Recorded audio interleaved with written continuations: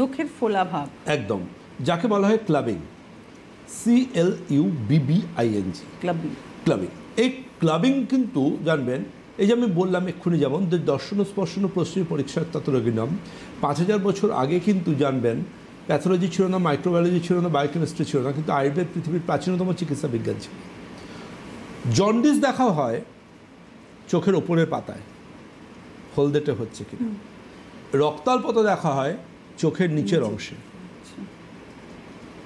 তেমন একইভাবে কিন্তু ক্লাবিং অর্থাৎ নখ ফুলে যাচ্ছে, এটা থেকে কিন্তু বুঝতে হবে তার শরীরে অক্সিজেনের ঘাটতি হচ্ছে।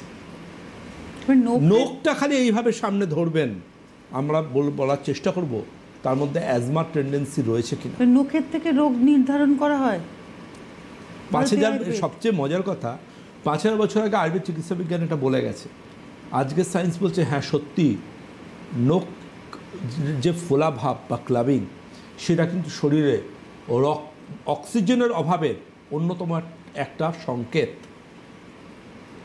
যাদের ব্লাডে অক্সিজেন স্যাচুরেশন লো, যাদের অ্যাজমাটিক টেন্ডেন্সি, এটা কিন্তু খুব গুরুত্বপূর্ণ একটা পয়েন্ট। তার জন্য আমরা সবসময় বলি না, যে কোনো এমন যশস্বী ডক্টরের কাছে যান যার ক্লিনিক্যাল আইটা সেই লেভেলের, যে কোনো প্যাথির, যাতে আপনার ডায়াগনোসিসটা যদি সঠিক না হয়, আপনার কিন্তু ট্রিটমেন্টটা সঠিক কোনো দিনও হতে পারবে না। এটা কিন্তু আপনাকে মাথায় নিয়ে চলতে হবে। আর আপনাকে মনে রাখতে হবে যে ক্লাবিং অর্থাৎ নখের এই ফুলে যাওয়া ব্যাপারটা মানেই দেখুন হয়তো তার অ্যালার্জির টেন্ডেন্সি রয়েছে, অথবা তার অ্যাজমা রয়েছে, অথবা অন্য কোনো কারণে শরীরে রক্তাল্পতারও সমস্যা হলেও হতে পারে। তাকে কিন্তু আপনার এলাকার একজন যশস্বী একজন ডক্টরের সাথে, কোয়ালিফাইড ডক্টরের সাথে আপনাকে কনসাল্ট করতে হবে এবং সমস্যাটা সম্বন্ধে আলোচনা করতে হবে, প্রয়োজনীয় পরীক্ষা নিরীক্ষাও করতে হবে। এবার চলে আসবো যে নখের, দেখবেন লক্ষ্য করে নখের মধ্যে এই বাদামি বা কালচে দাগ আসছে। এই বাদামি বা কালচে দাগ যেটা আসছে, এই বাদামি বা কালচে দাগটা কিন্তু ফাঙ্গাল ইনফেকশন। এটা প্রথমে আসবে হলদেটে, তারপর আসবে একটু বাদামি ভাব, তারপর আস্তে আস্তে ওটা কালচে হয়ে যাবে। কিছু ক্ষেত্রে সবজেটে একটা স্পটও ওখানে থাকতে পারে। এবং লক্ষ্য করে দেখবেন এই অসুখটা কিন্তু হয় বিশেষ করে যারা কৃষিকাজের মতো প্রফেশনের সাথে জড়িয়ে, মানে যারা মাঠে ঘাটে কাজ করেন, সবসময় জুতো পরেন না, এবং কাজকর্মের পর সঠিকভাবে হাত পা ধরে গার্ডেনিং করেন, বা যারা ওই ধরুন আমাদের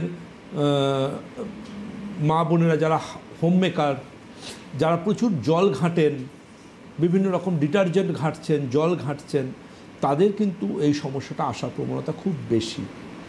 এবং যেহেতু নখে ব্লাড ফ্লো কম, সেহেতু কিন্তু এই অসুখটার ট্রিটমেন্টটা খুব খুব খুব গুরুত্বপূর্ণ, ইন্টারনালি এবং তার পাশাপাশি এক্সটার্নালি। বাইরে থেকে মেডিকেশনের প্রয়োজনের পাশাপাশি খাবার ওষুধেরও কিন্তু ঠিক ততটাই গুরুত্বপূর্ণ ভূমিকা রয়েছে। এবং এক্ষেত্রে যদি সঠিক ট্রিটমেন্ট না হয়, তার কিন্তু পায়ে সমস্যা আসবে বা হাতের আঙ্গুলের সমস্যা আসবে, নখে, পায়ের নখে বা হাতের নখে, সেখান থেকে কিন্তু সমস্যা ছড়িয়ে যাবে অন্যান্য আঙ্গুলের নখেও।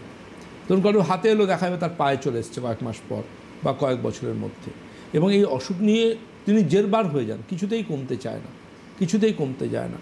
তো আলটিমেটলি জানবেন, যারা কৃষিকাজ বা এই গার্ডেনিং এই ধরনের কাজ করেন, আমাদের চাষি ভাইয়েরা বিশেষ করে, বা যারা হোম মেকার, যারা প্রচুর জল ঘাটেন, তেল ঘাটেন, ডিটারজেন্ট ঘাটেন, তাদের কিন্তু এই সমস্যার প্রবণতা থাকতে পারে।